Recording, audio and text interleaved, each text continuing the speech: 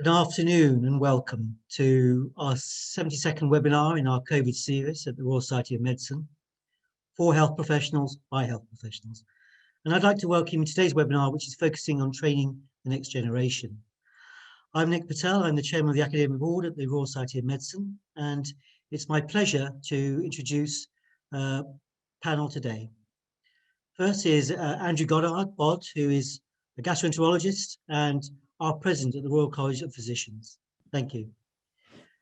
We have Ginny, who is a vascular surgeon and is the Vice Chair of the SAC of Vascular Surgery, and also my counterpart at Deanery, the Head of School for Surgery. And we have Aaraby Ragavan, who is our trainee representative and is a high specialty trainee in cardiology. And I'm really grateful that you've managed to come and join us today. Welcome, everyone. I might start, Aaraby, with yourself, being the most important person on the panel. Can you tell me about your experiences over the last 6 months or so? How are things? So over the last 6 months, that's when I've been at Eastbourne, started my training in cardiology.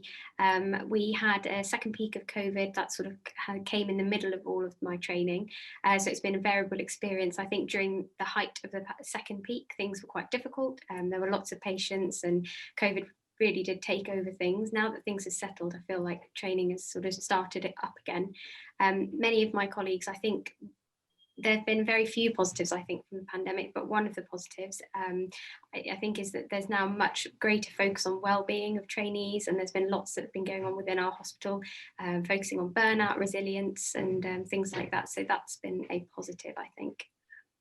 Thank you very much. Well, I'm glad there's some positives that come out of a difficult situation. Ginny, I might turn to you. How's surgery been?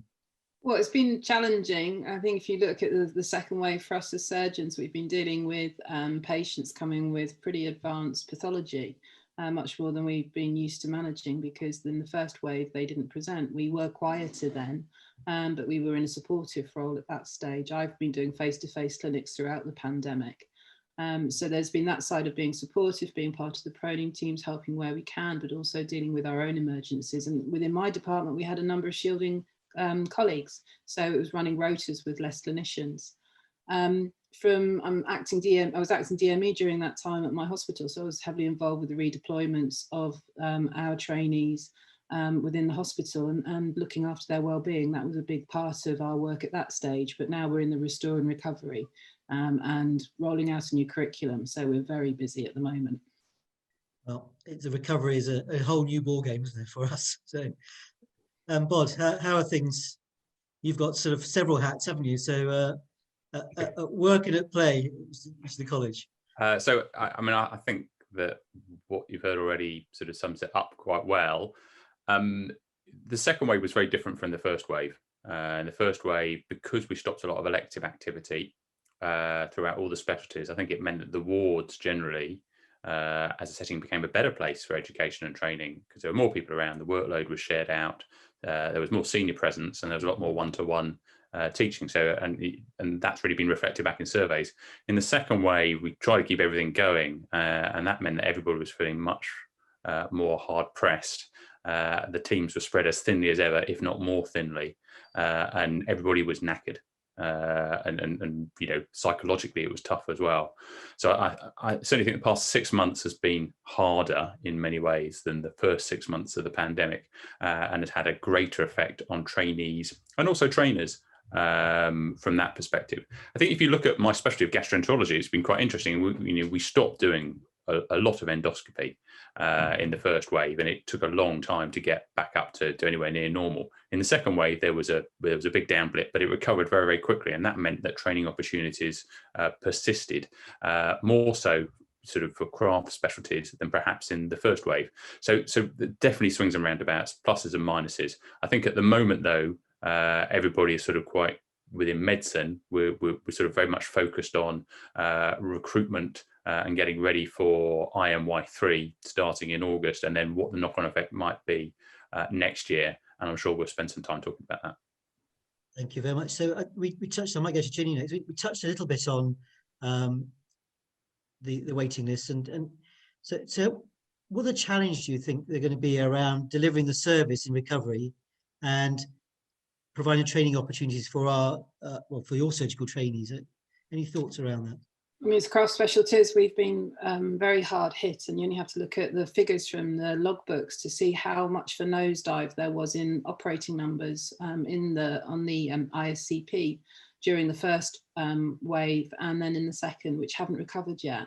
And yet we've got 4.5 million people waiting to have operations. So our challenge is to ensure that of those 4.5 million operations that need to be done, that trainees are involved in every case.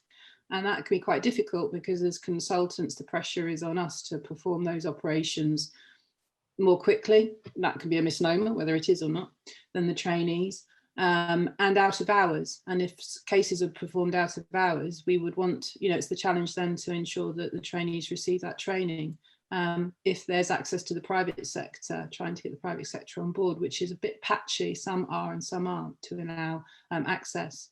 But we're concentrating there on waiting lists for surgery. There's huge waiting lists for patients to be seen on clinic, and that's a very rich training environment as well, which if you're just doing large volumes, is that going to be training as well? It takes more time to do a clinic and train people, and it's important we don't lose those opportunities as well. So I think the challenge is turning every patient interaction into a training opportunity, and then there will be enough for trainees to catch up. But it's convincing trainers and hospitals and the colleges that this is where we need to go. Yeah, challenge ahead, isn't it? Aaraby, I might come to you in your own specialty, and then I suspect in comments you've had from your colleagues. How has the training environment been, and what are your concerns going forward? So I think for the procedural-based specialties like cardiology, but also I've had a lot of comments from my colleagues within gastroenterology. They've been struggling to get their numbers, as you mentioned as well, trying to get routine endoscopy lists back up and running and things like that. So I think they're worried that they're going to fall behind, or that they're going to have to extend their training, and I think that's been one of the themes that have come up quite a lot in discussion. I think other training sort of important things are simulation. So people have struggled throughout the pandemic to try and renew their ALS, for example, because that's been put on hold. Simulation has been occurring in much smaller groups because of social distancing. So I think particularly speaking to the much sort of foundation trainees, from that perspective, for me personally, when I was an F2, the most useful thing was ALS for me, because that's when I felt like a proper doctor, like I knew how to deal with things.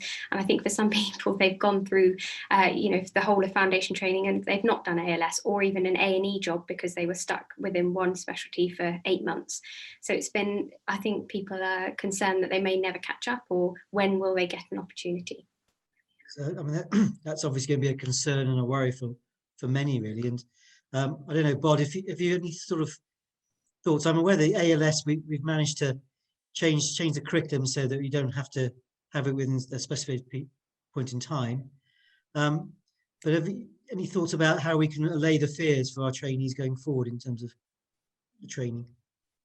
Okay, so that's quite a big. I don't think much that I was allay fears, but hopefully I can sort of get rid of some of the myths and reassure people that action is happening. I think the first thing to say is that this is a very individual issue when it comes to sort of particularly for craft specialties, but for any trainee and where they're at with training.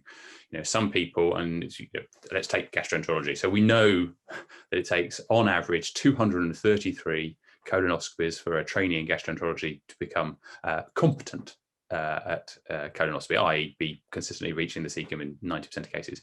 But that's hugely variable to an individual. Some individuals can reach that at 100, some people need 400. So, we know that each individual will have different training requirements. Some people might have had lots of outpatient experience, some people might have had lots of endoscopy experience, and vice versa, and they need to catch up with those. So we have to be quite focused and quite personalised when it comes to thinking about what are the additional training needs that have been created by COVID for an individual trainee. So that requires one-to-one meetings, and that requires thought. I think at the moment, because we haven't had those ARCPs and those one-to-one meetings, it's very hard to give an exact figure of what proportion of people are going to need to have training extended.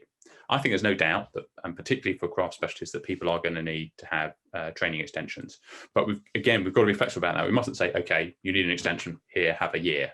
I think it's going to say, well, okay, you need an extension, you need to do more outpatient work, so we'll give you some targeted time to achieve that competency and that confidence, because there is a balance, and there's a lot of conversations at the moment about the balance between competency and confidence.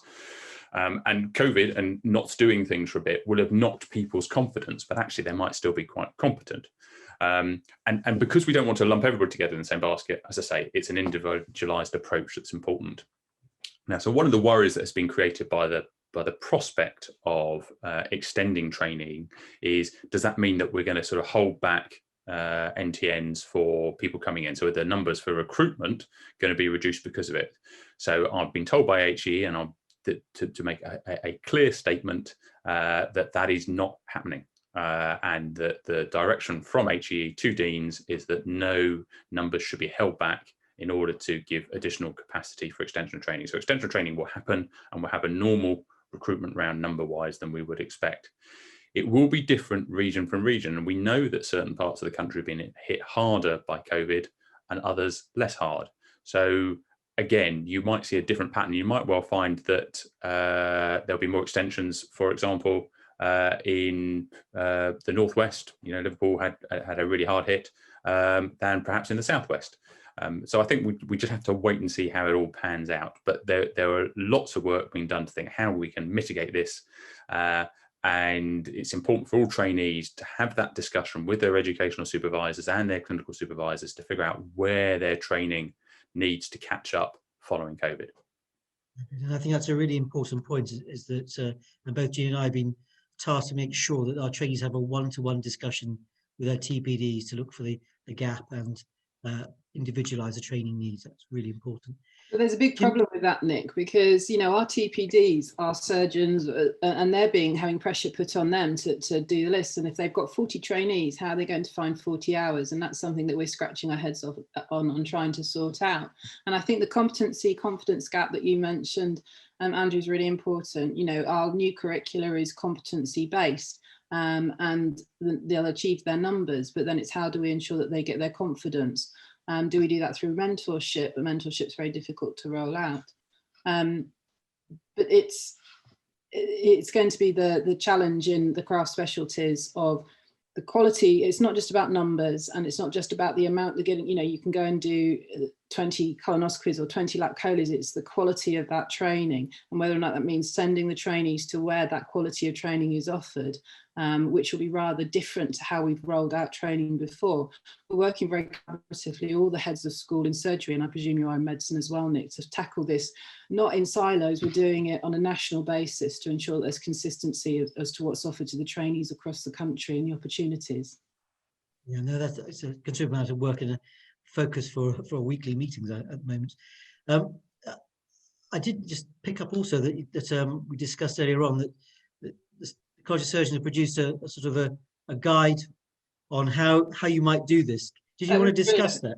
It came out yesterday, which was brilliant training, brilliant timing when thinking about today. It's called Training Anytime, Any Place, Every Case, No Excuses, and just lays out to every stakeholder what needs to be done. And gives like a WHO checklist at the end. But whatever we as surgeons are rolling out is applicable to every specialty. And this document from the JCST, which is with BOTA, ASSET, COPS and all the colleges, would be very appropriate to be adapted for each specialty, and essentially like a WHO checklist at the beginning.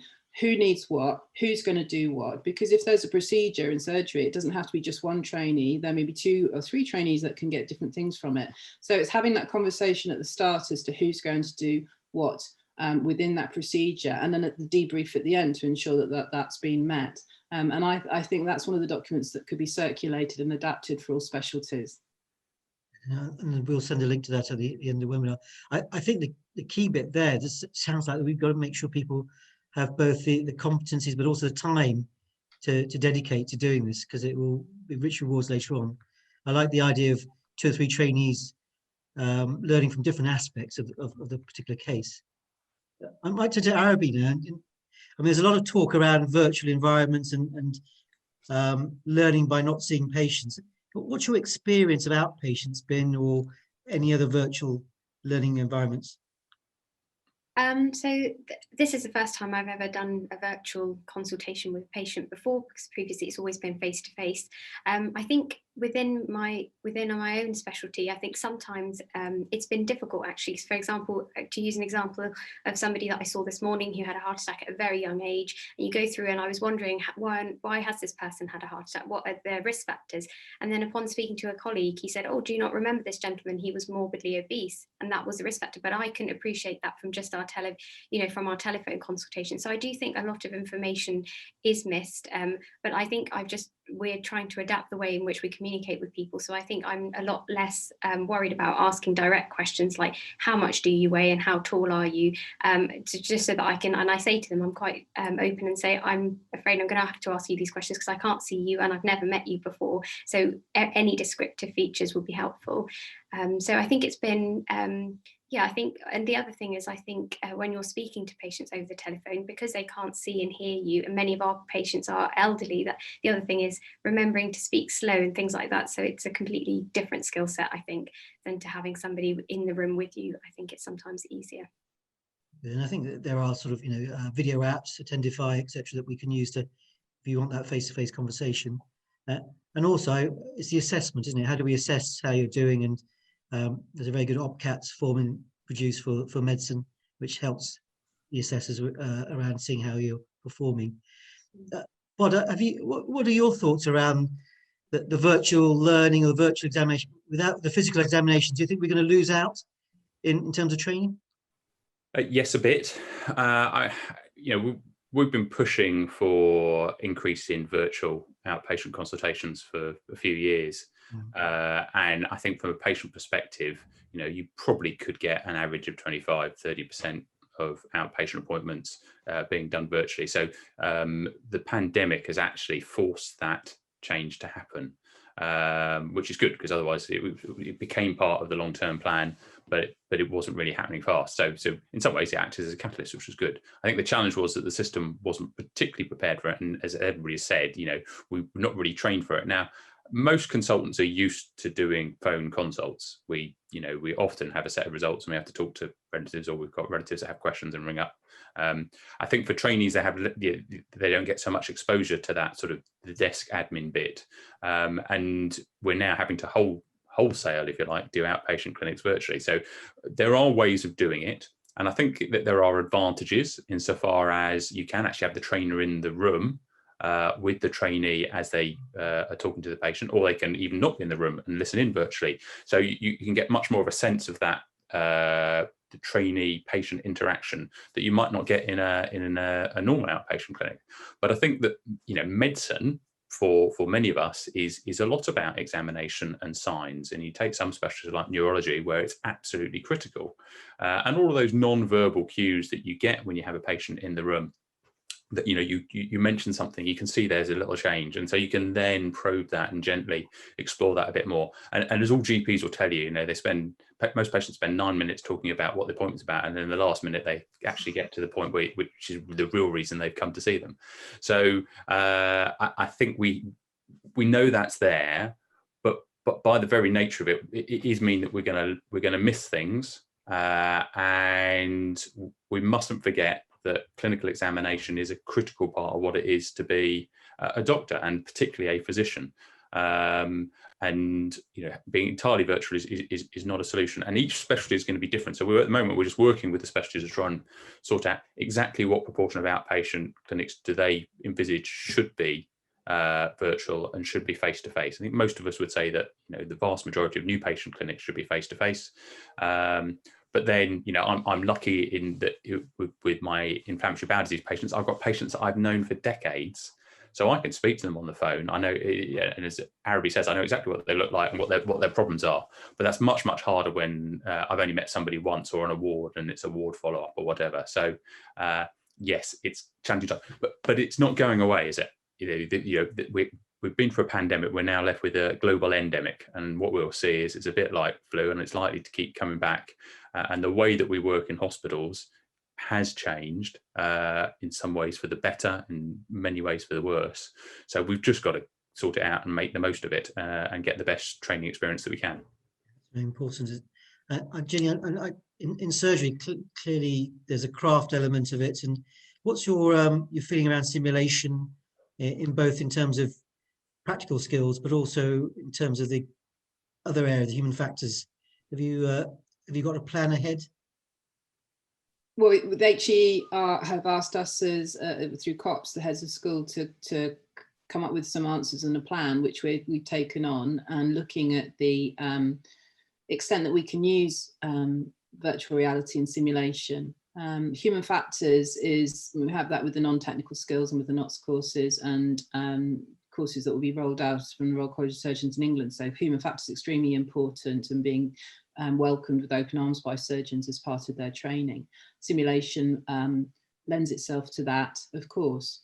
I think it's really the keeping up with technology and what's available. I mean, in the years to come, you know, people, the haptics and the technology will be there, that you could be in your bedroom and doing a hip replacement with someone else assisting you somewhere else. And, you know, you can do your training in that way, and that's going to be what happens. But that's sort of looking into the future. At the moment, it's working with what we've got and using the availability of technology that we have, whether that's with simulators. We've just had one delivered at Medway, an arthroscopic simulator, which is brilliant for training. So it's taking those opportunities, but it's what replaces the actual being in theatre, because you know, it's dealing with those complications which you may only witness your boss once seeing when you're a trainee, and then you're faced with it 5 years later and you've got to remember what they did. So you can't get away from the fact that you need those numbers and you need the experience to prepare you. And it comes back to the fact of that hashtag of no training today, no surgeons tomorrow. We've got workforce crisis before the pandemic in a number of specialties, my own in vascular and in ENT, and we're only going to deepen that workforce crisis for the future. So it's that continual reminder that if we don't make that time to train the trainees, then that workforce crisis is going to deepen.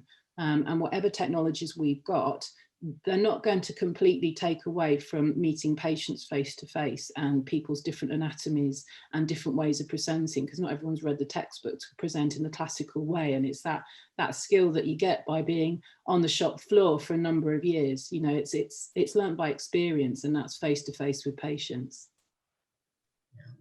Yeah, work to do, but there's an opportunities there, I think. And we've talked a bit around our trainees and their learning needs.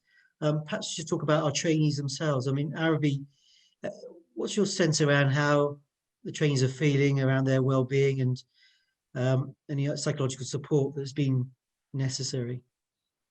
I think, again, there was a difference in the first peak and the second peak. So as you were saying, Professor Goddard, in the first peak, suddenly, you know, there were more doctors, and suddenly you felt this real team spirit. The second peak, again, we were stretched.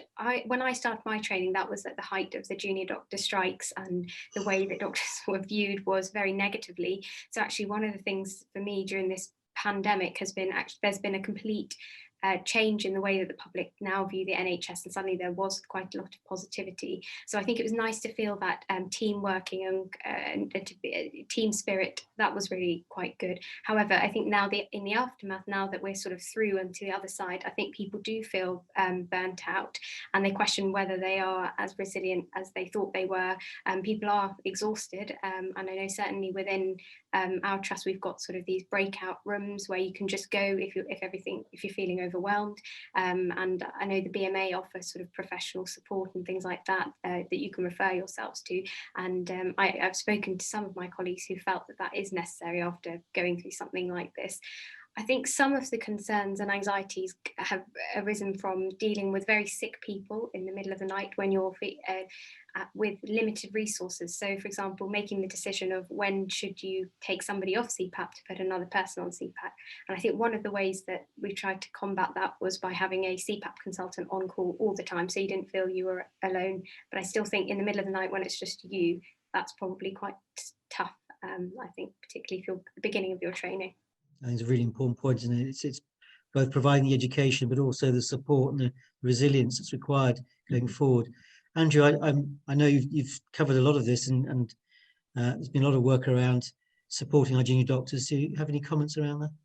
I just want to reiterate that, you know, the training community showed lots of qualities that perhaps the current generation of trainees had been criticised. So the whole idea of the current generation of youth being snowflake and unable to cope stuff, and I think that was thankfully sort of completely knocked out of the park, and everybody realises that the trainees today are as talented, and if not more so, than the trainees that have gone before. So I think that's a really positive thing that we should remember and focus on, and the way that most people were able to step up, step out of their comfort zones, everybody pulled together and tackle what has been the biggest health crisis that the NHS has seen, I think is something that just needs to be remembered, because it's been very impressive. However, doing all of that has a huge knock-on effect on all of us as individuals, and I think we are now seeing that, and we're seeing that, you know,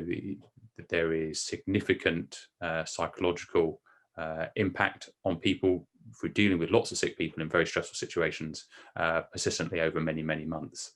I think in certain settings that's been greatest, clearly ITU, but also respiratory medicine and the respiratory and acute COVID wards and EDs, for example. However, what we do know is that it's not so much as having sort of external teams coming in to support you and help manage you through those experiences. Actually, it's how well the team that you are working with is functioning, and that, you know, a formal debrief by an external team when something's gone wrong in that situation is going to make things worse. And in most cases, that actually, if it's reflecting as a team together and building up sort of your way through it in the days and weeks following that is the most important thing to maintain well-being. I think Aaraby's right that some trusts have really sort of come to the fore and learned that trainees are a very valuable resource and that we have to look after them. Other trusts have not, and I just wonder whether they will reap the seeds that they've sown there in times to come, because whether recruitment to the hospitals that look after their trainees will be better. In some ways, I hope so, because I think we should reward hospitals that go out their way to support trainees and make a very good training environment. But I think we're all going to be looking back on this period for years to come, and some will be able to say, well, you know, we all got through it together, and I learned a lot and I grew a lot for it. And others will say that was just truly terrible, and I just don't want to remember it. I think that's a good point, and I think that team support is a really crucial element. You've got to be able to rely on each other to bring you through this difficult situation. And it's also to say that, you know, we talk about our trainees and our colleagues. We've got our physician colleagues and our surgical colleagues. They've been through a difficult time, and they require support. So, I don't know, Ginny, have you sort of got a sense from your colleagues on how they're viewing things at the moment?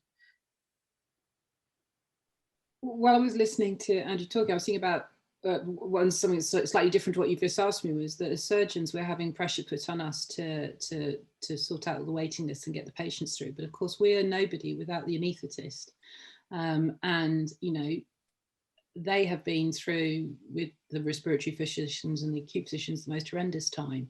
So we have to be careful that while we're trying to push through the cases and while the managers are, that our anaesthetic colleagues have been given the time to recuperate and recover from what they've been through. And that's very important point with that, while we're trying to churn through the numbers.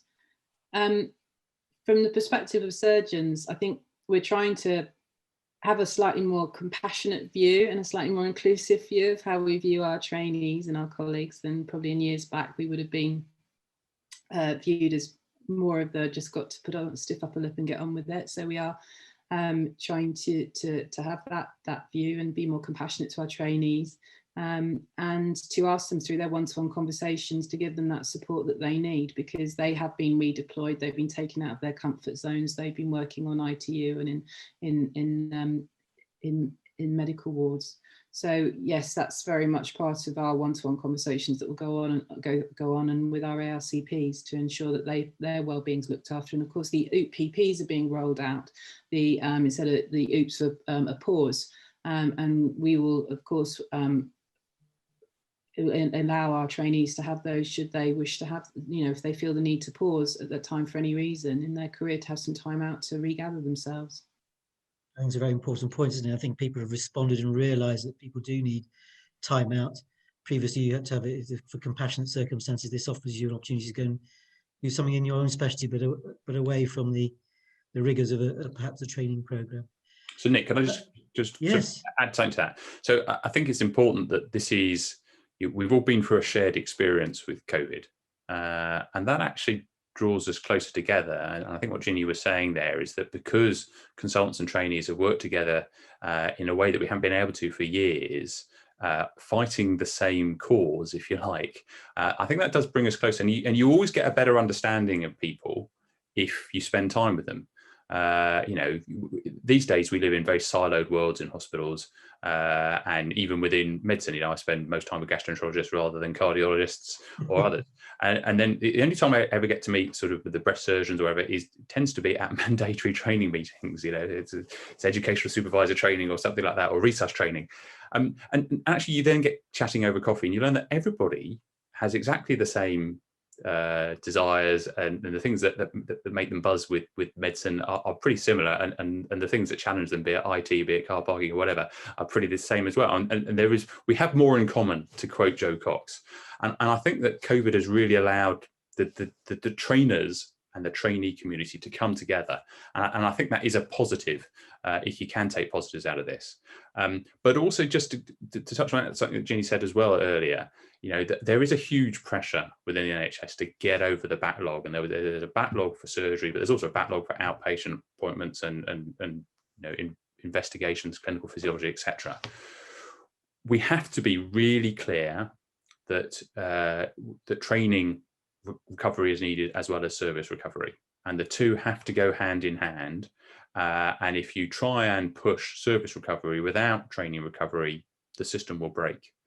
And so if you looked a couple of months ago, the service just wasn't mentioning training. But I think lots of people, I made it my mission, hammered on and on and on, that we have to think about, and now it's coming into the narrative. But I think we have to get the public to expect that the recovery may take longer, because we've got to make sure that training recovers. Because if we don't, we won't have a health service in the years to come. And it's exactly as Ginny said, if we don't look after the future workforce, there won't be a future workforce. And I think that's a point that's really well. And we do need to get the public to begin to understand that. They'll be frustrated, and everybody wants the system to get back to normal as quickly as possible. But this is something that we have to take in a measured way. Really good points there, Bart. And I think one thing we may touch on later on is we've talked about trainees, we've not talked about our medical students, and of course a large proportion of our workforce are non-trainees, or so-called non-trainees, who are really the backbone of our service. So we must make sure we respond to those. And I think it's also important to mention the true frontline, which is, we haven't got a primary care physician on the panel today, but our GP colleagues who are managing the patients at a local level, and dealing with perhaps a tsunami of mental health issues that are being unearthed now, coming forward, and another area for us to focus on in the future. I thought I might just talk about one of the things that COVID's really unearthed is around the inequalities in healthcare and differentiation. And I know that there's been some good work on differential attainment at the college, but also some work around diversity at the Royal College of Surgeons. And I don't know, Ginny, did you want to sort of make any comments about some of the good work that's going to come forward now? So the Baroness Kennedy was asked to undertake an investigation and produce a report for the college, which came out, I think it was about a month or so ago. I actually spoke to the panel about being LGBT and being a surgeon. They looked at that, as well as gender, ethnicity, disability. And I think it was very brave of the college to do it. I think that whatever was found in the report is fairly applicable across the board in the NHS and within healthcare. So I don't think that we should just point at surgeons and say they're not diverse, they're a bad group, because I think we can look inside to all of our specialties and reflect on that. But there's positive steps that were taken in that, and to move forward, and the initiatives that will come from it, and hopefully that will be across for all the colleges to learn as to what they're doing, looking at creating a parents in surgery group, looking to research into LGBT and surgery. There's no research being done in it. There's one BMA paper across all specialties, and other than that, there's no other research about being LGBT and being a doctor, and that will not just being a surgeon, and looking at disability. So it's really good to be opening up that conversation. And I think it comes at a time where we're all happy to embrace new ideas, and we have, as Andrew says, come together as a group. And I think, you know, this is the right time to be doing this. Andrew, I'm aware of some of the work that really good work you've done around inequalities in healthcare. Did you want to touch on some of the alliance work that you're doing as well? The pandemic, as we've said, has drawn everybody together. So if I wanted everybody to come together to continue after the pandemic, it would be around health inequalities, because what the pandemic has shown is that those social determinants of health that we've known about for years. I mean, the Black Report 40 years ago made it clear that we needed to sort out the health inequalities in our society by sorting out society. And each decade we come out with a report and we don't do anything about it. But COVID has shown so clearly that the outcomes for the poorest in our society are far, far worse. So in some ways, again, this is an opportunity. This is the right time for us to grab this by the neck and try and do as much as we can. Now, we as the health service can't do it all, because it is social determinants of health. We have to think about housing, we have to think about education, we have to think about transport, environment, etc. But I think when it comes to things like getting over the waiting list and the backlogs and trying to ensure that we get back on track, that we actually view that through the health inequalities lens and say, well, how can we make sure that exactly those people who need health services the most get it first? And that isn't, and that is often the poorest society, but it's the elderly and the frail, people who are digitally deprived, and they don't have easy access to the internet. And that's so another disadvantage of virtual working is that it will automatically sort of push some people to the margins. But I would hope that COVID shining a light on health inequalities gives us an opportunity and a renewed enthusiasm as a whole. I sat on the NHS Assembly a couple of weeks ago, and it was all about health inequalities. And I sensed that across the board, through all parts of the NHS, there was an enthusiasm for this. And I think we're going to need something. We're going to need another united cause to bring us all together, because the next few years is going to be very, very hard as we try and recover from the pandemic and whatever else it might chuck at us. And health inequalities, I think, could be that flag that we could all rally behind. Yeah, I completely agree with you. And I think within that, we need to also train our trainees and our young doctors on making sure we recognise that element of it. We're very good at teaching about the mitral valve and cardiac murmurs, but how good are we around certainly determinants of population health? So epidemiologists will be returning to the fore, I should imagine. I thought, Ginny, there's a couple of questions around trainees that are ST6 or 7s in surgery who are worried about becoming a consultant. Are they going to get the opportunities to get over the line? What have you got in store for them?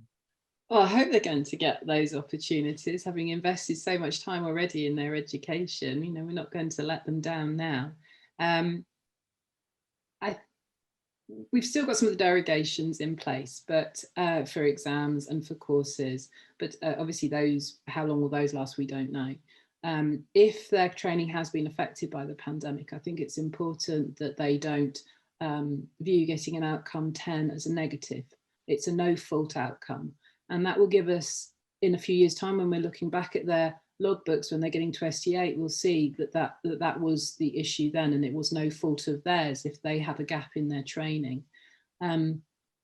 It comes down to that individual trainee prescription. This is the important time. As a surgical trainee, go and do an MCR, trial MCR, look at the GPCs, look at the KIPs and see where you map against them so that you can see where your deficiencies are. And then we can build that program for you and really target it so that we know that when you get to ST8, that you're going to be able to achieve your CCT. to go into, at the moment, it's much more difficult to go and do fellowships, and hopefully soon, you know, you'll be able to go abroad and start doing them. But at the moment, they're all in the UK. But again, to be looking to see if you feel that for your confidence, you need to do a fellowship, start planning well ahead. But we are on your side and we want you to achieve. I think that's the most important thing. We're going to do all that we can that you do. I need someone to do my knee replacement in a few years' time, so I need you all to like get there and achieve it, because like I'm going to need healthcare. So that's a personal reason, as well as wanting to see you all come through. And Bod, I might just turn to you, not to do the knee replacement, but How hard could it be? Give it a go, you know. But from your perspective, I mean, I think you gave some reassuring words to recruitment. How about the guys at the other end of the process? Yeah, so I mean, I think that we know that 45% of jobs in medicine that are advertised aren't filled because there aren't enough people. So there are going to be bucket loads of jobs for people as they come out of training, and you know, everybody within the training environment in all the different specialties is very focused on trying to make sure people are ready to get their CCT and get it in as fast a time as possible, but not to rush people through so they're not ready for it. Because, you know, being a new consultant is a stressful sort of step in your life. And so we want people to be ready to make that. But also, I think that means that we are going to have another refocus on new consultants and ensure that they are well mentored, so that when you make that step, you are supported. Because we did that a bit a few years ago, but I think that sort of dropped off the radar a bit. And this is again an opportunity for us to focus on continuing development for people, because when you get your CCT, you don't magically become the end thing. We all continue to develop. I continue to learn things. You know, most days that I go into the hospital, and supporting people in the next steps beyond CCT is as important as getting to that point. And maybe a fair question. Many of our workforce, our senior workforce, aren't consultants. They come through a non-training grade route. Is there a sense of better support for that group of doctors? Yeah, I think so. And I think that what we have seen in the past couple of years is a focus on the SAS grades, and you know, the creation of the new associate specialist replacement of a specialist doctor is a good thing, and I think that's been well welcomed. But I would hope that over the next few years we would see the CSER process being overhauled, and that we would then be able to sort of get rid of that us and them that CSER, I think, creates, and have one way to recognise people's experience, both through training and non-training pathways. And that's something I think the GMC are on board with that, but there is certainly a big push from all of the colleges to reach that point. So you're right, and we would not have got through the pandemic if it was not for the SAS grades, the locally employed doctors, the FIY1s that acted up, and the whole of the workforce has responded to COVID. And so whilst this is a webinar focused on training, I think you're more than right to highlight the role that others have contributed. I think, again, you mentioned the medical students that came along were phenomenally helpful, and certainly in the first wave made a huge difference to how things went forward. And so much so that we've learned from that. We've also learned that we need to try and get them a bit earlier before they start their jobs, and perhaps give them some extra shadowing time, and that's movement forward. In surgery, Ginny, the non-training grades, I mean, they're again the backbone of work, I would have thought. Have you any good examples of working going on there?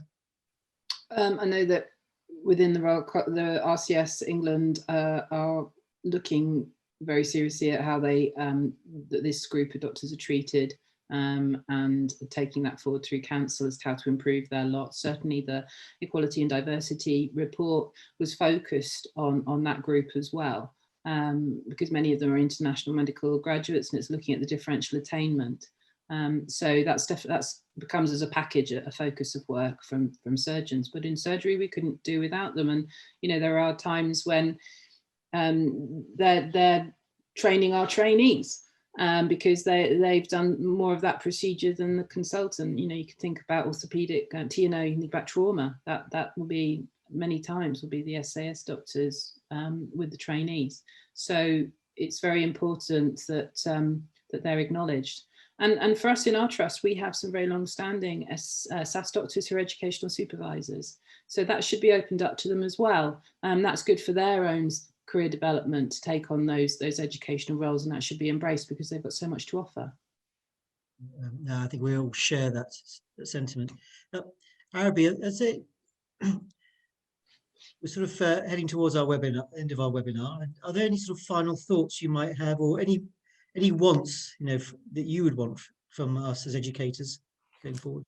Yeah, so I think probably what you've all mentioned before, and I think it's that individual approach. I think it's sometimes you can feel like you went to school, university, and then start working, and you still feel like you're in school because you've got a portfolio and you've got somebody who's telling you what to do. But what I've really enjoyed about this year is that suddenly, you know, people see you as a human who has a life that's outside of medicine, and it's really nice to have that. For example, the TPD is giving you a phone call every 3 months to check that you're. So I think that's maybe something that would be beneficial to continue with. I think most trainees have found that when they're viewed as not just as a number or as just another trainee, I think that makes them feel valued. So I think that's been a positive, I think, and that would be nice if we could carry on like that and view each person differently and not just as a tick box on e-portfolio. You know, that's a really good, real positive and really good advice for us to keep remembering, even in our busy times, to treat each other and our patients as individuals. Ginny, any final thoughts from your end or wants? I think just to thank the trainees for all that they've done during the pandemic, and the NHS owes them for that. And so now we've got to step up to the mark and make sure that we repay that by keep pushing to ensure they get their training. And we will do that to the best of our endeavours. And Bod, any final thoughts or reflections? I mean, COVID's been a time of immense churn in training. So I think talking to the trainees committee a couple of days ago, I think the goalposts have moved a lot, haven't they, over the past year? And I think what people want is the goalpost to stop moving. So when it comes, for example, to ST for recruitment next year, you know, everybody knowing very early on what those goalposts are so they can get themselves better. So that's something we should be pushing hard for. I think also for medicine, the recruitment this year is a big deal. Lots of people applying for fewer places than we're expecting. So it's trying to get the detail of that so people can expect and know what to expect where, and which regions are likely to be places where there's going to be more competition than others. So it's trying to get through the challenges and get the information out there as quickly as possible. So people, it's the not knowing that most trainees that worry about when thinking about the future. So that's what I think we all need to be committed towards. Okay, thank you very much. So I'd like to start to bring this webinar to a close. I'd like to remind you next week we have a COVID series looking at thrombosis and blood clots. Please tune into our RSM climate series. And I'd like to thank my panelists for a really fantastic discussion and for you taking the time to conduct this webinar. Again, I'd like to thank you, the trainees, for your extremely hard work during this difficult time. As educators, please don't forget that we're here to support you. I think the panelists emphasize that. We're here to be there for your guide, and we're trying everything possible to ensure that your training experience is maximized and that your future careers are intact and the training will be there and offered for you. I hope some of you got the reassurance, those of you worrying about recruitment, that HEE and ourselves are pushed very hard to ensure that recruitment doesn't stop, and that we find a way to bring you into training programs to take you through your career as a future consultant. And I'd also like to thank those of you tuning in the RSM for your support for the COVID series. I wish you all well, and hopefully you will join us again next week for the COVID series on blood clots. In the meantime, please stay safe and wish you well for this evening. Thank you very much.